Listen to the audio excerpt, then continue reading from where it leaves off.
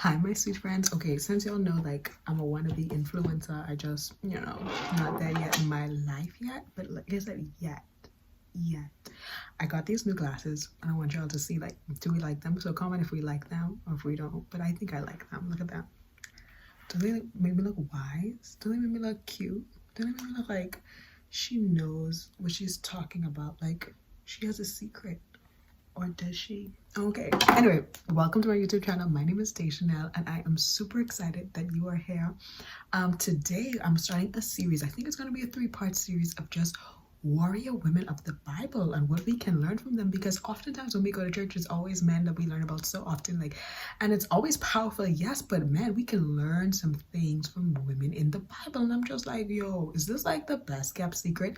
And that is why you have to read the Bible for yourself, because man, everything you need is in here. It's in here.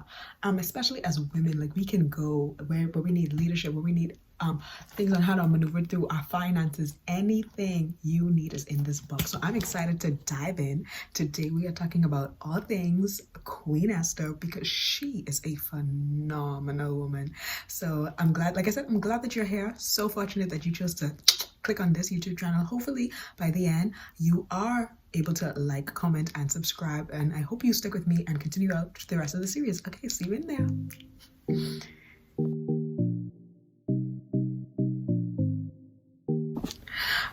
Alrighty guys, so welcome. So the first thing I want to say is I highly encourage you to go and read this book for yourself, because you would probably get something from it just by the Holy Spirit revealing other things to you. However, this is what I got from it, and I just want to share the message with you that I received. So first point I want to make is that you don't have to flaunt who you are, and sometimes it is best not to share who you are. I know in this society we are often encouraged to share our accomplishment and flaunt what we have and just always big up ourselves, just because, even on social media we do it so much. So you may not even be like, oh yeah, I'm not like that, I'm very humble. But the thing is, you may not even be like, notice that you're doing it, but you're putting all of your information out there and everyone can see that.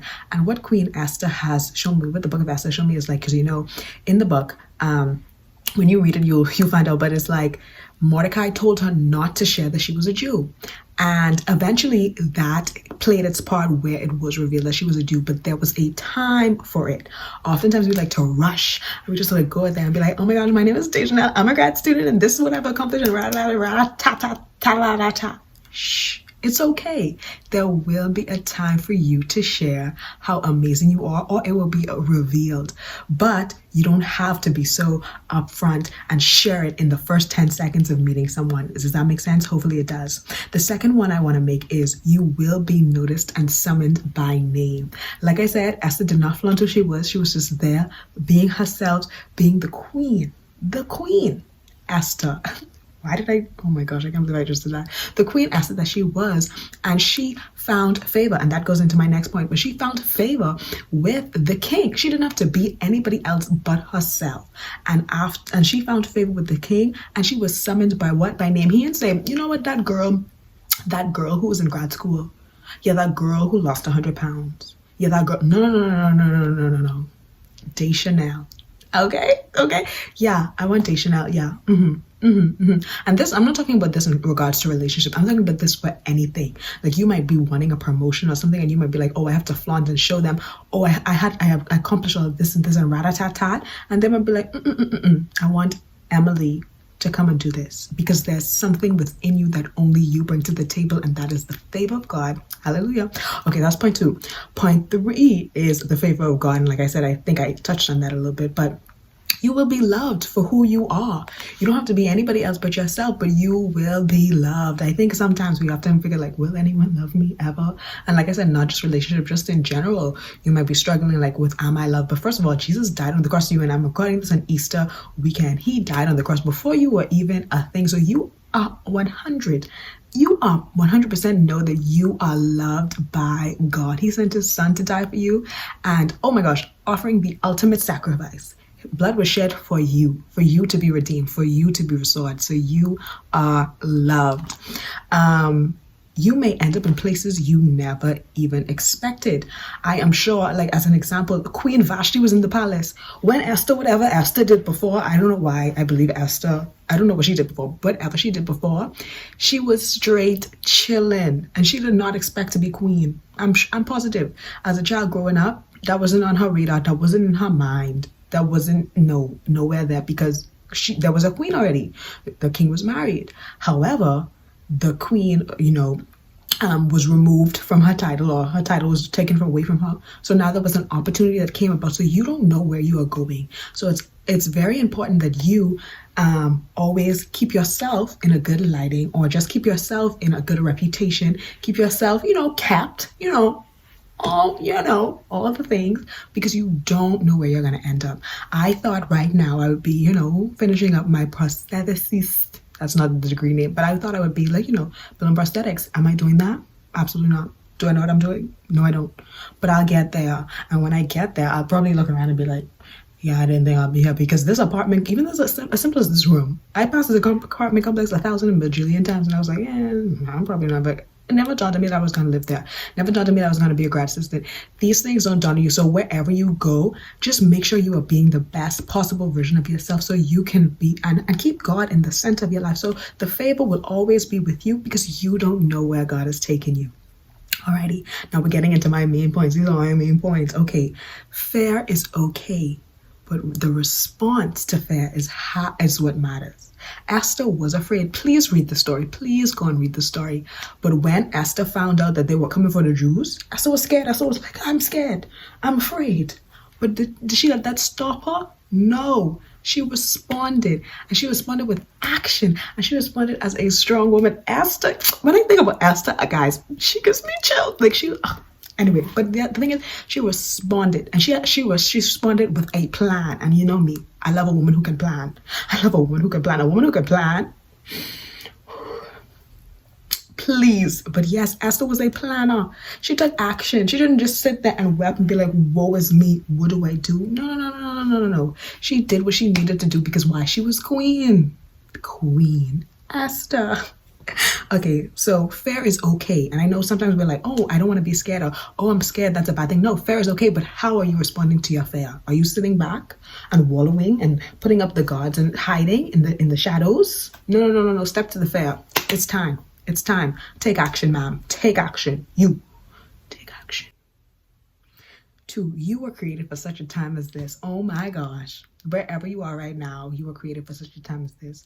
And I know sometimes, like I said, because we're so early, some of us may be completely content with where we are right now, because we're going to be, oh my gosh, I have my dream, blah, blah, blah. Some of us may go through a series of transition, which is great. Some of us might know where we're going, but it's still like a period of transition. So we're like trying to figure out, but you were created such a time as this. Use this moment to do whatever it is you need to do to be great and bring honor and glory to God. Whether that is just transitioning with so much pride and so much dignity and so much joy, whether it is going through the series of hardship, but knowing that God is with you, and every time someone talks to you, bring you know what, this is the reality of the situation. However, I trust God with all my heart. Or you celebrate just everything God has given you, and just be like, you know what, God is at the center of my life, and without this, without him, I would not have this, and without him, I am nothing. And you just let people know that, so you were created for such a time as this. So just know that we need you here always. Fast. Esther, like I said, she had a plan. Esther the plan. Esther was a praying woman. They didn't say it actually. I was looking for it. I was like, did they actually say that she prayed and fasted? No, but I believe she did. I believe that in my heart. But she fasted. Okay, like I said, she had a plan, and she did not leave it on her own and understand, like, oh, I am queen. I'm going in there. I'm barging into the king. Hey, yo, free the Jews. That is not how Esther would actually be very nice. Hello, can you? I don't know how personally. I hope to meet her one day, but. Yes, she fasted. She prepared her soul. She prepared her heart. She prepared her mind. I was listening to Dr. Miles Monroe, and he was like, when your belly is full of food, you can't think straight. And that is true. When your belly is full of food, what's the first thing you say? You got niggeritis and you go to sleep. For those of you who don't know, in the Bahamas, we say niggeritis. I don't know why, but we do. And you go to sleep. When your belly is full, you just can't think straight. So she fasted. She sought God with all of her heart. She prayed and told, and asked for guidance.